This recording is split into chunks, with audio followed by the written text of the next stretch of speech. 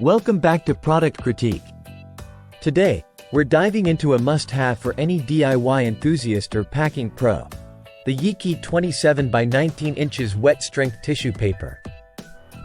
If you're looking for the best wet strength tissue paper on the market, you've come to the right place. Stick around as we uncover why this product stands out from the rest.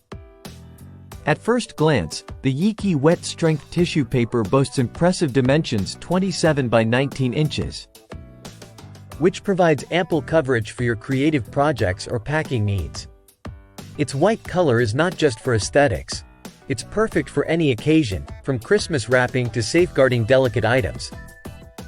Crafted from high-quality paper material, this tissue paper is not just safe but incredibly durable. What sets it apart is its wet strength feature. Unlike traditional tissue papers that tear easily when wet, this one holds up admirably. Whether you're crafting paper lanterns, model airplanes, or need reliable packing material, it won't let you down. Versatility is key here. Use it for DIY crafts, as decorative elements, or simply to wrap gifts with finesse. Its smooth surface and fine workmanship ensure a premium feel, making each piece a joy to handle. Plus, it's lightweight and easy to store, adding to its practicality. With 100 sheets per pack, you're not just getting quality but quantity too.